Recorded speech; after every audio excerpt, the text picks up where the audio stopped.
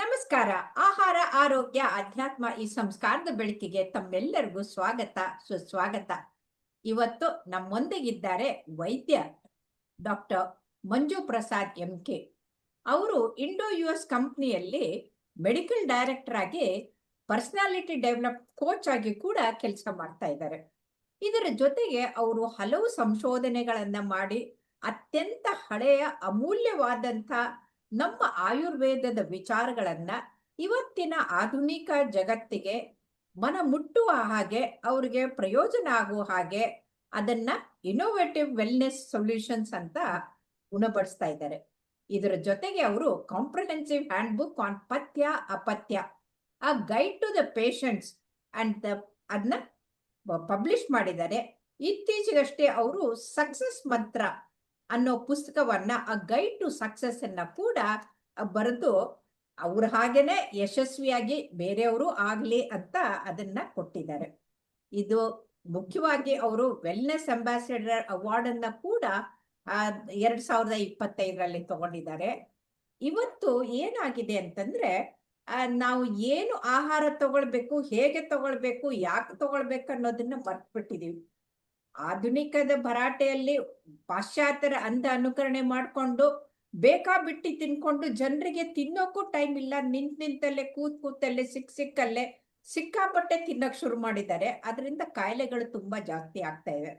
ಹಾಗಾಗಿ ಇವತ್ತು ಮಂಜು ಪ್ರಸಾದ್ ಅವರು ಆಯುರ್ವೇದದ ಪ್ರಕಾರ ಯಾವ ಆಹಾರವನ್ನ ಹೇಗೆ ತಗೊಳ್ಬೇಕು, ವಿರುದ್ಧ ಆಹಾರ ಅಂದ್ರೆ ಏನು ಅಂತ ತಿಳಿಸ್ಕೊಡ್ಬೇಕು ಅಂತ ಅವ್ರನ್ನ ಕೇಳ್ಕೊತೀನಿ. ನಮಸ್ಕಾರ ಮಂಜು ಪ್ರಸಾದ್ ಅವರೇ. ನಮಸ್ತೆ ಮ್ಯಾಮ್. ನೀವು ತಿಳಿಸಿದ ಹಾಗೆ ಏನಂತ ಈಗ ಮೆಕ್ಯಾನಿಕಲ್ ಲೈಫ್ ಸ್ಟೈಲ್, ನಮ್ಮ ಮೆಕ್ಯಾನಿಕಲ್ ಲೈಫ್ ಸ್ಟೈಲ್ ಮತ್ತೆ ಭರಾಟೆಯಲ್ಲಿ, ಅತ್ಯಾಧುನಿಕ ಭರಾಟೆಯಲ್ಲಿ ನಾವೆಲ್ಲರೂ ಕೂಡ ಫಾಸ್ಟ್ ಆಗಿ ನಡೀತಾ ಇದ್ದೀವಿ, ಹಾಗೂ ಕೂಡ ಹಿಂದುಳಿತಾ ಇದ್ದೀವಿ. ಏನಲ್ಲಿ ಸಾತ್ಮತೆಯಲ್ಲಿ ಕಾಪಾಡೋದ್ ಕಡೆ, ನಮ್ಮ ಆರೋಗ್ಯನ ಕಾಪಾಡ್ಕೊಳ್ಳೋದೇ ಹಿಂದುಳಿತಾ ಇದ್ದೀವಿ. ದಿನ ಕ್ಲಿನಿಕ್ಗಳು, ಹಾಸ್ಪಿಟಲ್ಗಳು ಹೆಚ್ಚಾಗ್ತಿದೆ. ಹೇಗೆ IT ಕಂಪ್ನಿಗಳು ಹೆಚ್ಚಾಗ್ತಿದೆ, ಅದೇ ತರ ಹಾಸ್ಪಿಟಲ್ ಕೂಡ ಜಾಸ್ತಿ ಆಗ್ತಿದೆ. ಏನು ಮೂಲ ಕಾರಣ? ಈಗ ಡಯಟ್ ಕಾನ್ಶಿಯಸ್ ಇದ್ದಾರೆ ಎಲ್ಲರೂ ಕೂಡ. ನಾನು ಒಳ್ಳೆ ಡಯಟ್ ತಗೋತೀನಿ, ಒಳ್ಳೆ ಫಿಸಿಕಲ್ ಎಕ್ಸರ್ಸೈಸ್ ಮಾಡ್ತೀನಿ, ಆದ್ರೂ ಕೂಡ ಯಾಕೆ ನನ್ನ ತೊಂದರೆಗಳು ನಮ್ದ ಬಿಡ್ತಿಲ್ಲ ಅನ್ನೋ ಒಂದು ಕಾನ್ಸೆಪ್ಟ್ ನೋಡ್ಬೇಕಂದ್ರೆ, ಮೂಲವಾಗಿ ನಾವು ನೋಡ್ಬೇಕಂದ್ರೆ ತೊಂದ್ರೆ ಬಿಡ್ತಿಲ್ಲ ಅಂತಲ್ಲ, ಯಾರ್ ನೋಡಿದವ್ರೆಲ್ಲ ಗ್ಯಾಸ್ಟ್ರಿಕ್ ಗ್ಯಾಸ್ಟ್ರಿಕ್ ಗ್ಯಾಸ್ಟ್ರಿಕ್ ಅಂತಾನೆ ಹೋಗ್ತಾ ಇದಾರೆ. ಅಂದ್ರೆ ಗ್ಯಾಸ್ಟ್ರಿಕ್ ಅಂದ್ರೆ ಹೊಟ್ಟೆ ಏನು ಅಂತ ಅವ್ರಿಗೆ ಬರೀ ಯಾರ್ ಕೇಳಿದವರೆಲ್ಲ ಅದೇ. ಸೊ ಒಂದು ಹೊಟ್ಟೆ ಉರಿ ಇಟ್ಕೊಂಡಿರ್ತಾರೆ, ಇನ್ನೇನಾದ್ರೂ ಇರುತ್ತೆ. ಈ ಹೊಟ್ಟೆ ಉರಿ ಅಂದಾಗ ತಮಾಷೆಗೆ ಹೇಳ್ತೀನಿ, ಕನ್ನಡ ಪದ ಎಷ್ಟ್ ಚೆನ್ನಾಗಿದೆ ನೋಡಿ. ಅಂದ್ರೆ ಒಳಗಡೆಗೆ ಅಸಿಡಿಟಿ, ಆಮ್ಲ ಹೆಚ್ಚಾದಾಗ್ಲೂ ಕೂಡ ಹೊಟ್ಟೆ ಉರಿ ಬರುತ್ತೆ, ಹೊಟ್ಟೆ ಕಿಚ್ಚುಪಟ್ಟಾಗ್ಲೂ ಹೊಟ್ಟೆ ಉರಿ ಬರುತ್ತೆ.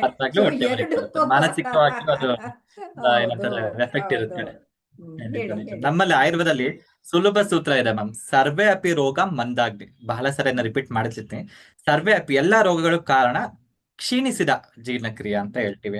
ಹಾಗಾಗಿ ನಾವು ಜೀರ್ಣಕ್ರಿಯೆ ಬಗ್ಗೆ ನಾವು ಮಾತಾಡ್ತೀವಿ ಅಂದ್ರೆ ಆಹಾರದ ಬಗ್ಗೆ ಮಾತಾಡ್ತೀವಿ. ಇಂದಿನ ಜೀವನದಲ್ಲಿ, ಇಂದಿನ ನಮ್ಮ ಪದ್ಧತಿಗಳಲ್ಲಿ ಆಹಾರ ಬರೀ ಪೋಷಕಾಂಶದ ಖನಿಜ ಇಲ್ಲ, ಪೋಷಕಾಂಶದ ವಸ್ತುವಾಗಿ ಉಳಿದಿಲ್ಲ.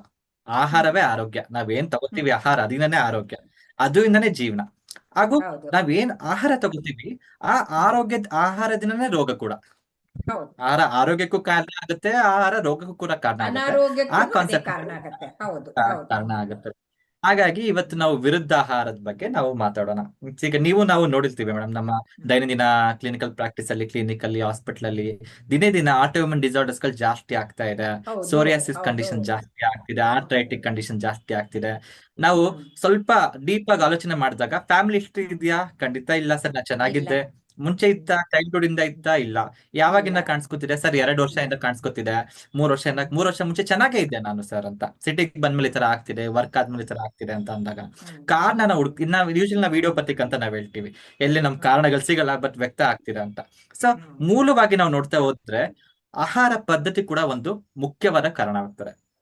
ನಮ್ಮ ಆಹಾರ ಸರಿ ಇಲ್ಲದೆ ಇದ್ದಾಗ, ಆಟೋ ಇಮ್ಯೂನು ಮತ್ತೆ ಇದ್ರ ಡಿಸೀಸಸ್ ಅಂತ ಹೇಳಿದಾಗ ನೆನಪಾಯ್ತು. ಆಹಾರ ಅಂದ್ರೆ 2, ಒಂದು ಹೊಟ್ಟೆಗೆ ತಗೊಳ್ಳೋದು, ಒಂದು ನೆತ್ತಿಗೆ ತಗೊಳ್ಳೋದು. ಎರಡೂ ಕೂಡ ಮುಖ್ಯ ಆಗತ್ತೆ. ಮಾನಸಿಕ ಒತ್ತಡದಿಂದ ಕೂಡ ಕಾಯಿಲೆಗಳು ಜಾಸ್ತಿ ಆಗತ್ತೆ, ಇದು ಕೂಡ ಆಗತ್ತೆ. ಆದ್ರೆ ಇವತ್ತು ನಾವು ಹೊಟ್ಟೆಗೆ ತಗೊಳ್ಳೋದ್ರ ಬಗ್ಗೆ ಮಾತಾಡೋಣ. ಖಂಡಿತ ಮ್ಯಾಮ್, ಖಂಡಿತ. ಸೊ ವಿರುದ್ಧಾಹಾರನ ಹೆಸರಲ್ಲೇ ಗೊತ್ತಾಗುತ್ತೆ ವಿರುದ್ಧವಾಗಿರುವುದು. ಏನು ವಿರುದ್ಧಾಹಾರ ಅಂದ್ರೆ ಬರೀ ವಿರುದ್ಧ ಸೇವನೆ ಅಲ್ಲ. ಯಾವ ಎರಡು ಪದಾರ್ಥಗಳ ನಾವು ವಿರುದ್ಧವಾದ ಪದಾರ್ಥಗಳನ್ನ ನಾವು ಮಿಕ್ಸ್ ಮಾಡ್ತೀವಿ, ಸಂಯೋಜನೆ ಮಾಡ್ತೀವಿ, ಅದು ಕೂಡ ವಿರುದ್ಧಾಹಾರ ಆಗ್ತಿವಿ. ಈಟಿಂಗ್ ಈಟ್ ಆಗಿರೋ ಬಿಸಿ ಇರೋ ಪದಾರ್ಥ ಇಲ್ಲ ತಣ್ಣಗಿರೋ ಪದಾರ್ಥ, ತಣ್ಣಗಿನ ನೇಚರ್ ಇರೋ ಪದಾರ್ಥ ಇಲ್ಲ ಆ ಸತ್ಮ ಸಂಸ್ಕರಣ ಸರಿಯಾಗಿ ಇಂಪ್ರಾಪರ್ ನಾವು ಪ್ರಿಪ್ರೇಷನ್ಸ್ ಇದ್ದಾಗಲೂ ಕೂಡ ವಿರುದ್ಧಾಹಾರ ಅಂತೇವೆ. ಇಲ್ಲ ಇಂಪ್ರಾಪರ್ ಇಂಟೆಕ್ ಕೂಡ ವಿರುದ್ಧಾಹಾರ ಅಂತ ಹೇಳ್ತೀವಿ. ಇದನ್ನ ನಾವು ಸಾಮಾನ್ಯವಾಗಿ ಕಾಂಬಿನೇಷನ್ಸ್ ನಾವ್ ಹೇಳ್ಬೇಕು ಅಂದ್ರೆ, ಇನ್ನೂ ಎಕ್ಸಾಂಪಲ್ಸ್ ಆಗ್ಬೇಕಂದ್ರೆ ಕಾಂಬಿನೇಷನ್ ಆಫ್ ಟೂ ಫುಡ್ಸ್. ಏನ್ examples? Day to day simple example, milk shake ನಾವೆಲ್ಲ ನೋಡ್ತೀವಿ, ಮಿಲ್ಕ್ ಶೇಕ್ ಕುಡಿತೀವಿ. ಆ ಮಿಲ್ಕ್ ಏನು, ನಮ್ಮ ಹಾಲೇನು ಸಿಹಿ ಪದಾರ್ಥ, ಮಧುರ ವಿಪಾಕಸ್ಮನ.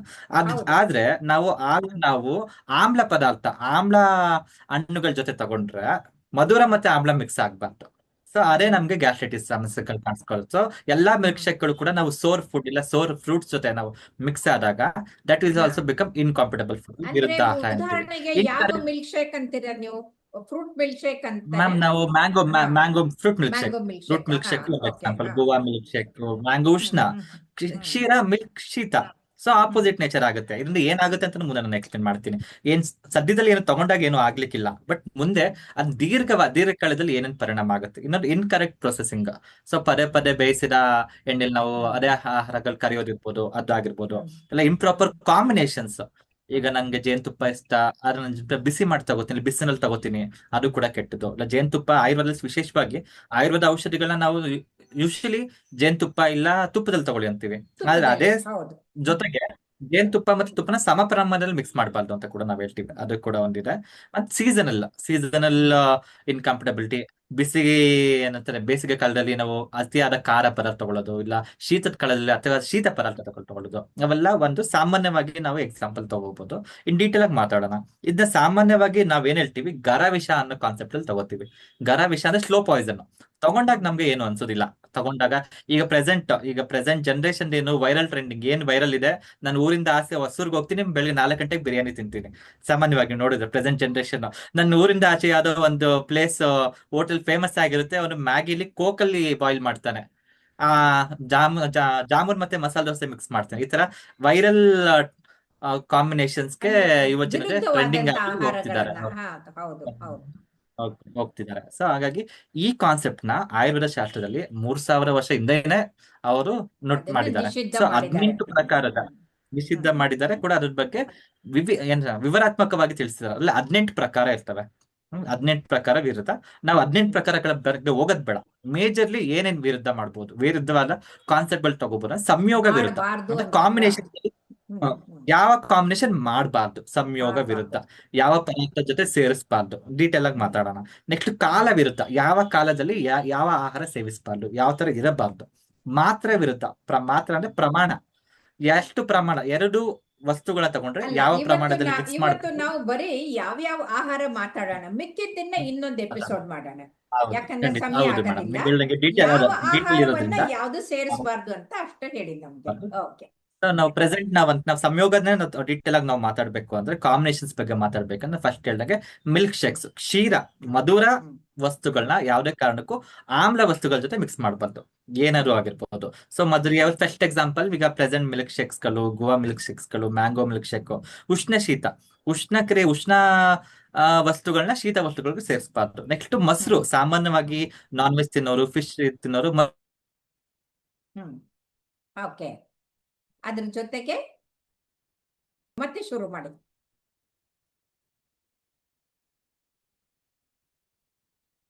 ಹಾ, ಹೇಳಿ.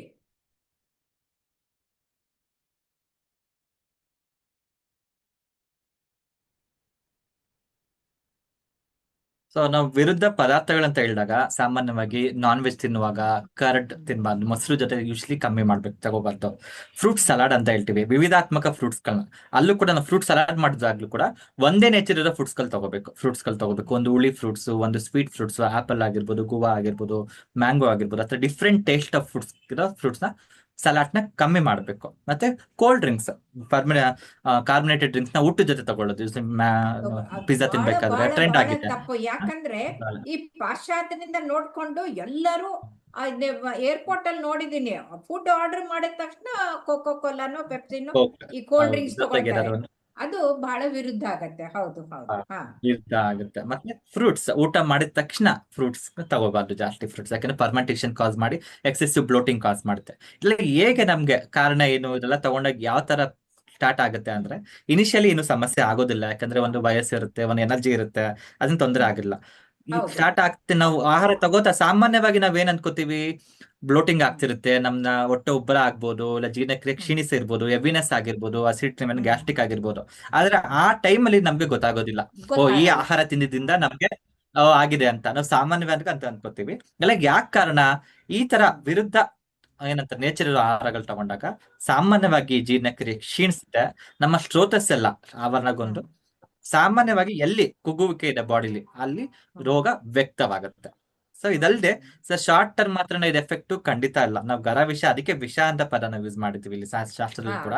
ಅಂದ್ರೆ ದೀರ್ಘಕಾಲದಲ್ಲಿ ಏನು, ನಾವು ದೀರ್ಘಕಾಲದಲ್ಲಿ ಸ್ಕಿನ್ ಡಿಸಾರ್ಡರ್ಸ್, ಯಾಕೆ ಅಲರ್ಜೀಸ್ ಗಳು ಬರ್ತಾ ಇದೆ, ಇದಿಲ್ಲ ಇವಾಗ ಬರ್ತಿದೆ, ಯಾಕೆ ಡ್ರೈನೆಸ್ ಜಾಸ್ತಿ ಆಗ್ತಿದೆ, ಎಕ್ಸಮೆಟಿಕ್ ಅಟ್ಯಾಕ್ ಜಾಸ್ತಿ ಆಗ್ತಿದೆ, ಮತ್ತೆ ಕಣ್ಣಿನ ದೃಷ್ಟಿ ಕಡಿಮೆ ಆಗ್ತಾ ಇದೆ, ನರ ದೌರ್ಬಲ್ಯಗಳು ಸ್ಟಾರ್ಟ್ ಆಗ್ತಿದೆ, ಅಂದ್ರೆ ಇದೇ ಕಾರಣ. ಒಂದ್ ಸತತವಾಗಿ ಒಂದ್ 5-10 ವರ್ಷ ಮಾಡ್ಕೊ ಬಂದ್ರೆ, ಯಾವಾಗ ನಾವು ಕಾರಣಗಳೇ ಇರಲ್ಲ, ನಾವು ಈ ತೊಂದರೆಗಳಿಗೆ ನಾವು ಡೀಟೇಲ್ ಆಗಿ ನೋಡಿದಾಗ ಅವರ ಆಹಾರ ಪದ್ಧತಿಗಳು ಇರಲ್ಲ. ಮೇನು ಇದ್ ಮಾಡೋದು, ಈ ತರ ಆಹಾರ ಸೇರೋದ್ರಿಂದ ಗಟ್ ಮೈಕ್ರೋಬ್ ಡಿಸ್ಟರ್ಬ್ ಆಗುತ್ತೆ, ಬ್ಲೋಟಿಂಗ್ ಮಾಡ್ಬೋದು, IBS ನಾವ್ ಹೇಳ್ಬೋದು, ಗ್ರಹಣಿ ಅಂತ ನಾವ್ ಹೇಳ್ತೀವಿ, IBS ಅಂತ ಹೇಳ್ತೀವಿ. ಇದಲ್ಲದೆ ಮಾನಸಿಕವಾಗಿ ಕೂಡ ಸ್ಟ್ರೆಸ್ ಬರುತ್ತೆ. ನೀವ್ ಹೇಳ್ದಂಗೆ ದೇಹದಲ್ಲಿ ನಮ್ಗೆ ಸ್ಟ್ರೆಸ್ ಆದ್ರೆ ಮಾನಸಿಕವಾಗೂ ನಾವು ಕುಗ್ತೀವಿ, ಮಾನಸಿಕವಾಗಿ ಸ್ಟ್ರೆಸ್ ಆದ್ರೂ ಕೂಡ ದೇಹ ಕುಗ್ಗುತ್ತೆ. ಸಾಧಾರಣವಾಗಿ ಎರಡು ಒಂದಕ್ಕೊಂದು ನಾವು ಡಿಪೆಂಡೆಂಟ್ ಆಗಿರುತ್ತೆ. ಹೌದು, ಡಿಪೆಂಡ್ ಆಗುತ್ತೆ. ಒಂಥರ ಇದೆಲ್ಲ vicious ಆಗ್ತಾ cycle ಕ್ಷೀಣವಾಗಿ ಆಗ್ ಹೋಗ್ಬಿಡುತ್ತದು. ವಿಶಿಯಸ್ ಸೈಕಲ್ ಮ್ಯಾಮ್, ನಿಲ್ಲಲ್ಲ. ಇದೆಲ್ಲ ಎಫೆಕ್ಟ್ ಇಂದ ಅಟ್ ಲಾಸ್ಟ್ ನಮ್ದು ಇಮ್ಯೂನ್ ಸಿಸ್ಟಮ್, ರೋಗ ನಿರೋಧಕ ಶಕ್ತಿ ಕಡಿಮೆ ಆಗ್ತಾ ಬಂದು ನಾವ್ ಯಾವ ರೋಗಗಳಿಗೆ ತುತ್ತಾಗಿರ್ತೀವಿ ಅವು ಕ್ರಾನಿಕ್ ಇಲ್ನೆಸ್ ಆಗಿ ಕಂಟಿನ್ಯೂ ಆಗ್ತವೆ. ಇದು ಮೇನ್ ಪ್ರಾಬ್ಲಮ್ ಆಗಿರುತ್ತೆ. ಈ ಕಂಡೀಷನ್ ಈಗ ಜನಾಂಗದಲ್ಲಿ ಒಬೆಸಿಟಿ ಯಾಕೆ ಕಾರಣ ಆಗ್ತಿದೆ, ಅಲರ್ಜಿ ಕಾರಣ ಆಗ್ತಿದೆ ಅಂದ್ರೆ ಈ ವಿರುದ್ಧವಾಗಿ ಸೇವಿಸುವ ಆಹಾರಗಳೇ ಕಾರಣ ಅಂತ ತಿಳಿಸ್ಬೋದು. ಕಾರಣ. ಓ, ತುಂಬಾ ತುಂಬಾ ಚೆನ್ನಾಗಿ ಹೇಳಿದ್ರಿ. ಯಾಕಂದ್ರೆ ಜನರಿಗೆ ಯಾವುದು ವೈಜ್ಞಾನಿಕ ಯಾವುದು ಅವೈಜ್ಞಾನಿಕ ಅನ್ನೋದ್ರ ಅರಿವಿಲ್ಲ. ಸಿಕ್ಕಿದ್ದನ್ನ ತಿನ್ನಕ್ ಶುರು ಮಾಡ್ಬಿಟ್ಟಿದ್ದಾರೆ. ಅದು ಪಾಶ್ಚಾತ್ಯರಾಗೆ ಅದು ಅನುಕರಣೆ ಮಾಡ್ತಾ ಇರೋದು, ಅದು ತುಂಬಾ ವಿರುದ್ಧ ಆಗಿದೆ. ಈಗ ನಮ್ಮ ಹಳೆಯ ಕಾಲದ್ದು ಬಾಳೆ ಎಲೆ ಊಟ ಬಹಳ ಪ್ರಶಸ್ತವಾಗಿ ಶಿಸ್ತಾಗಿರುತ್ತೆ. ಆಮೇಲೆ ಒಂದೇ ಇದಾದ್ಮೇಲೆ ಒಂದು ಬರ್ತಾ ಇತ್ತು. ಈಗ ಆ ತರ ಇಲ್ಲ. ಎಲ್ಲಾನು ತಟ್ಟೆಗೆ ಹಾಕೊಂಡ್ಬಿಟ್ಟು ಎಲ್ಲಾನು ತಿನ್ನೋದು, ಅದ್ರ ತಿನ್ನೋ ಕಡೆ ಗಮನನೂ ಇರೋದಿಲ್ಲ. ಸೊ ಹಾಗಾದ್ರೆ ಯಾವ್ಯಾವ ಪದಾರ್ಥ ಜೊತೆಗೆ ಸೇರಿಸಬಾರ್ದು ಅಂತ ಕರೆಕ್ಟ್ ಆಗಿ ಕೊನೆಗೆ ಅವ್ರಿಗೆ ಹೇಳಿ. ಕೊನೆಯದಾಗಿ ನೇಚರ್ ತಿಳ್ಕೊಳ್ಳಿ, ಶೀತ ಪದಾರ್ಥಗಳು ಅಂದ್ರೆ ಶೀತ ಇಲ್ಲ ಮಧುರ ಟೇಸ್ಟ್, ಸ್ವೀಟ್ ಟೇಸ್ಟ್ ಇರೋ ಆಹಾರಗಳ ಜೊತೆ ಯಾವಾಗಲೂ ಕೂಡ ಹುಳಿ ಪದಾರ್ಥಗಳು ತಗೋಬೇಡಿ. ರಾತ್ರಿ ಹೊತ್ತು ರಾತ್ರಿ ಮೊಸರು ಅವಾಯ್ಡ್ ಮಾಡಿ, ನಾನ್ ವೆಜ್ ಜೊತೆ ಮೊಸರು ಇಲ್ಲ ಫಿಶ್ ಜೊತೆ ಮೊಸರು ಅವಾಯ್ಡ್ ಮಾಡಿ, ಫಿಶ್ ಜೊತೆ ಮಿಲ್ಕ್ ಐಟಮ್ಸ್ ಅವಾಯ್ಡ್ ಮಾಡಿ. ನಾವ್ ಹೇಳ್ದಂಗೆ ಕಾರ್ಬೋನೇಟೆಡ್ ಡ್ರಿಂಕ್ಸ್, ಹೆವಿ ಮೀಲ್ಸ್ ಜೊತೆ ಚೆನ್ನಾಗಿ ಊಟ ಮಾಡಿದ್ರೆ carbonated drinks, Pepsi, Coca Cola avoid ಮಾಡಿ. ರಾತ್ರಿ ಹೊತ್ತು ಪ್ರಮಾಣದಲ್ಲಿ ಕೂಡ ಸೋಡಾ ಕಮ್ಮಿ ಮಾಡಿ, ರಾತ್ರಿ ಹೊತ್ತು ಪ್ರಮಾಣವನ್ನ ಕಮ್ಮಿ ಮಾಡಿ, ಆಹಾರ ಅದನ್ನು ಕಮ್ಮಿ ಮಾಡ್ಬೋದು. ಅದಲ್ಲದೆ ಸಾಮಾನ್ಯವಾಗಿ ಷಡ್ರಸಯುಕ್ತ ಆಹಾರಗಳು ನೀವು ಹೇಳ್ದಾಗೆ ಬಾಳೆ ಎಲೆ ಊಟ ಹೇಗಿದೆ ಷಡ್ರಸಯುಕ್ತ, ಅಲ್ಲಿ ಪಾಯಸನೂ ಇರುತ್ತೆ, ಅಲ್ಲಿ ನಿಮ್ಗೆ ಸಲಾಡ್ಸ್ ಇರುತ್ತೆ, ನಮ್ಗೆ ಹುಳಿ ಪದಾರ್ಥನೂ ಇರುತ್ತೆ, ಕೊನೆಗೆ ಅದು ಮಜ್ಜಿಗೆಗೆ ಬಂದ್ ಎಂಡ್ ಆಗುತ್ತೆ. ಕೊನೆಗೆ ಎಡಗಡೆ ಹಾಕಿರ್ತಾರೆ ಮುಟ್ಟಬೇಡಿ ಅಂತಂದು, ಕಮ್ಮಿ ಷಡ್ರಸಯುಕ್ತ ಆಹಾರ ಸರಿ ಪ್ರಮಾಣದಲ್ಲಿ ತಗೊಂಡಾಗ ನಿಮ್ಮ ಆಹಾರದಿಂದನೇ ನಿಮ್ಮ ಆರೋಗ್ಯ ಗಟ್ಟಿ ಮಾಡ್ಕೋಬಹುದು ಅಂತ ಒಂದು ವಿಷಯ ತಿಳಿಸಕ್ಕೆ ಇಷ್ಟಪಡ್ತೀನಿ. ಖಂಡಿತ ಖಂಡಿತ, ತುಂಬಾ ತುಂಬಾ ಧನ್ಯವಾದಗಳು. ಯಾಕಂತಂದ್ರೆ ಎಷ್ಟೋ ಜನರಿಗೆ ಏನ್ ತಗೊಳ್ಬೇಕು, ಹೇಗ್ ತಗೊಳ್ಬೇಕು, ಯಾವ್ದ್ರ ಜೊತೆಗೆ ತಗೊಳ್ಬೇಕು ಅನ್ನೋದು ಗೊತ್ತಿಲ್ದೇನೆ ಆ ಕಾಯಿಲೆಗೆ ತುತ್ತಾಗ್ತಾ ಇದ್ದಾರೆ. ಹಾಗಾಗಿ ಈ ವಿಷ ಪದಾರ್ಥದ ಬಗ್ಗೆ ತಿಳಿಸ್ಕೊಟ್ಟಿದ್ದು ನಿಜವಾಗ್ಲೂ ಜನರ ಅರಿವನ್ನ ಮೂಡಿಸುವಂತ ಕೆಲಸ, ಅವರು ಕಣ್ಣು ತೆರೆಸುವಂತ ಕೆಲಸ ಮಾಡಿದರೆ. ತುಂಬಾ ತುಂಬಾ ಧನ್ಯವಾದಗಳು. ನಮಸ್ಕಾರ. ನಮಸ್ತೆ ಮ್ಯಾಮ್, ಥ್ಯಾಂಕ್ ಯು.